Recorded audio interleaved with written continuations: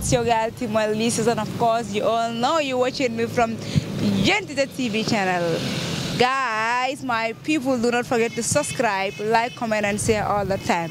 The next topic we are going to focus on cruise. Oh my God, this is really trouble in our country.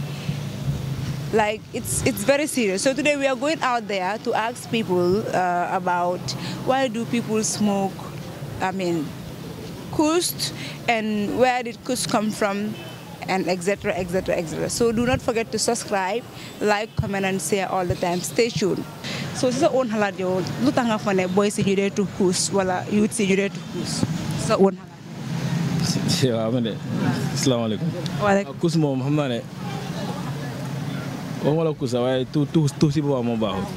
Understand? So yow so fi rombe tu cigarette nga romba tu tay nga dem ba si Kust mom xam na ne mom xam nga ku bëgg baax mom du ko def.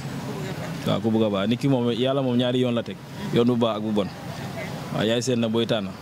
Waaw su nekkee ne bu baax bi nga bëgg jël nga topp ko yàlla jàppale la su nekkee ne bu bon bi nga jël nag boobu moom yow yaa ko def si sa coobare boobu waaye yeneen yi peer influence la de nekk ñeneen seen influence seen xarit yi ñoo leen si dee dugal waaye lu may ñaan rek koo xam ne yaa ngi si daal yàlla na la suñu borom dimbale ba nga si génn ndax nit moom nit mutut waaw xam naa ñeneen ñu ku nekk rek lu tax nga dugal si yow yaa ko xam waaw waaye yàlla leen suñu borom gindi bañ teguwaat si yoon bi waaw ndax nit moom mun ngaa tàmbali si lu baax mujjee si lu bon waaw mu nit ki mun naa nekk si lu bon tam mujjee si lu baax waaw ñoom ñi nga xam ne ñoo si nekk rek yàlla leen suñu borom indi bañ wécceeku bañ tegu si yoon bi bañ tegu si siraatal mustaqim. Sa oon xalaat tamit fan nga fa ne Kust bi foofu la dee jógee ko. non man nag comme ni ko gars yi déggee laa ko déggee nag ay Kust moom ni ko gars yi déggee ni ko ñëpp déggee laa ko déggee moom waaw démb rek maa ngi gis benn article benn vidéo gis waa Sierra Leone tamit ñoom ñi ngay def di same thing li nga naa def ni interview yi dem si seen néewuti di laaj gars yi te xam nga soo déggee lu ñu wax ne loolu lañ ko defaree sa yaram dafa daw ñu ne ay human bones lañ ak yooyu noonu xam nga naka la nit di mën a tuyee human bones dafa ma jaaxal tamit xam nga waaw loolu ko regul moom waaw yal na leen suñu borom dimbale rek. ban advice nga amal youth yoo xamante ne ñu ngi bëgg a involve si wala ñu ngi am intention pour def ko ban advice. nañ bàyyi rek baaxut ñu ngi gis loo xam ne dafa reyee kay yow yàlla mu ngi la may fan yaa ngeen nokki yaa ngi nit ki loo desperate loo stress am na koo xam ne bés boo génnee sa kii di nga gis koo xam ne yaa ko tane kon da ngaa sant yàlla si li nga am rek waaw parce que loo xam ne tam mu ngi reyee moom baaxut moom wala mu tàggale laa sa sago baaxut so nañ ko bàyyi rek. Okay, do you also think government have a hand in this important this in the country? waaw xam nga like I think like Kust bii nii mu ngi jaar si suñ port of entry si ay airport wala mu ngi jaar fii nii understand nga so government dañu war a teg measures yi nga xam ne dinañ make suñ sécurité bi ñu jéem a bi vigilant pour xool bagage yi fu moo jaaree because si port of entry si la moo jaaree so nañ gën a bàyyi xel rek ñu gën a xam nga rek add more on the security tamit understand nga waaw because fi mu nekk nii nit ñi dañ sona nit ñi soo gisee ok ñu ko indi Kust bi suñ demee dajee suma maas yi nga xam ne man security la ñu offer ma benn ransom amount of money dama koo jël ma bàyyi la ñoom ñu jàll so loolu mooy problème bi. moo waral nañ fay gars xaalis government officials yi ñu fay leen xaalis policiers ak soldats yi ak security li nañ leen fay xaalis boo xam ne dinañ mën a dimbale seen boppa dimbale seen famille yow sooy fay nit ki $5,000 kooku war a jënd saako maa la war a fay luwaas war a am njaboot to take care of si benn $5,000 boobu noonu loolu baaxul te ñu ngi gis suñ government officials yi ñu ngi receive ay thousands of dollars te nit ñaa ngi sona benn nit mun naa ne naka la durati MPC ñu ngi receive les $150,000 police officer baa ngi receive $5,000 so léegi loolu ban sens la meeg xoolal that huge difference boobu noonu méegul seen nañ jéem a try ñu jéem a kot ñu xool naka la ñoo mën a yokkee ñi nga xam ne ñoo nekk si ron ba nga xam ne dinañ mën a jot ñu nekk si kaw waaw so loolu laa foog ne daal. so very much we are honored we really appreciate this so we are from Gentita TV channel. It's an online TV currently so been finita la pour que diamu youth solely about this Kust issue that is going on. Right? I think I'll be able to know what is Kust. Naka dal ma saba fam baral kam. Naka baro. Be ngabelo ne kay. Tela mira ya fete amira munana youth sol kanyim Kust ma. Stress of am bijel. Yeah. Bakati na moya. Non, man jari wala. Bar yalla comme boy sol bije kam ni ma wala Kust man be in general sa. I myself I don't appreciate it. No. Why don't you appreciate it? Because some kaje la kaminge akamo nyaman la kamo dondu bi kulam yalla ko. Yeah, I'm better, you know. So you have a kusaka bona muntu wala? Kus. To me, not your I can afford it. Yeah, because in Tola Gambian, this is the first time can you couscous moidan. Mo nana man couscous moidan. Can nyamo moidan and well couscous. We don't like it. I myself I don't appreciate it. Yeah. So do you think government have a hand in importing this? Of course, they will put their hands there. Let them ban this. They have a hand in this. Of course, they must have it. Because near Muta, some been done, some all of town or not so. And some all of town, I think governments will be aware of it. So let them do something on that. Yeah. What advice do you have for the youths out there? They intend to do it. Well, I try, but they want to try it again. And they know they are upcoming. Even old age, what advice do you have for them? Generally? Let them stop it. That's the only thing, I think. And let them ban it from coming. Yeah. What else? My advice to them, let them avoid it, right? Because for me, I don't know it. Come once, but I don't know. How did it look like? No.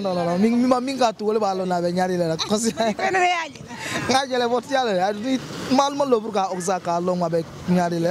because they want any made a guy let me also test. Bro,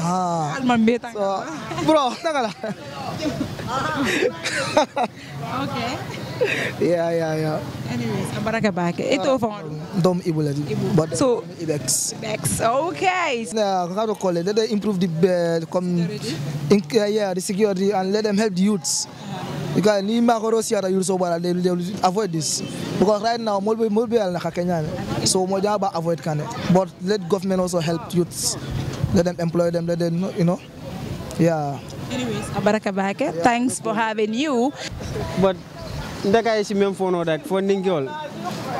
You kusi ni sa try no ya bula wala bete ala no because harmadu film alon ka be torala nyaro tata je foko matalon nyanda ko try le yo bondi la kuol ko no ya amra nyum kusaka bona muntu nyum kus den nga je mfe banko kanyane de ngamo mol ka fa kus because yalon de man ke tulat but nga jele no ni mol tuta ke nyame ani nga jube video fanando mol ka nyame so bada ananya gambia jang no funny doli olon da kunu kumbale but ndemolon no okay na next section wolong emu advices do program for youth sole muni yalanko they are involved in iba kono na fa pareta wonto muli yalanko intentional so tole comme ngani yo so program saba ya understand emu advices do program for wole ndebe danilal doron ya biriba sabala tonya mam fen kala mutajede but way nci mem fono e kay because hara misil mo be mbadin kilunel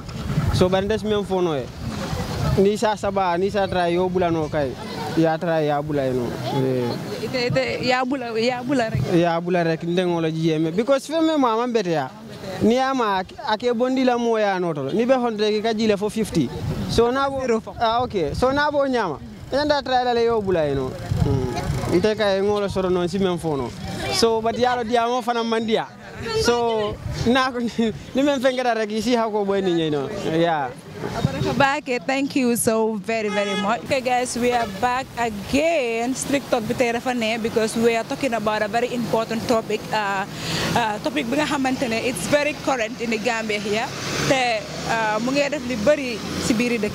That is kus. Our youths involving themselves into smoking cups, so I don't know, drinking it, you understand. There is bringing a lot of things in the Gambia here. We are losing a lot of our youth in the Gambia, which is so sad, you know. Like getting into the large community, you can have own opinion about this whole thing, where this cause is coming from, you know. Why do youths involve themselves into this particular thing? You understand? And a lot more. We also asked if government have a hand in this, in importing this in our country, or any authority, you understand? So my advice to all youths and even old age, let us stop this. I think that has no importance in your life. So we should all try and avoid this particular thing, because at the end of the day, the fire has in society be the national appearance. You understand?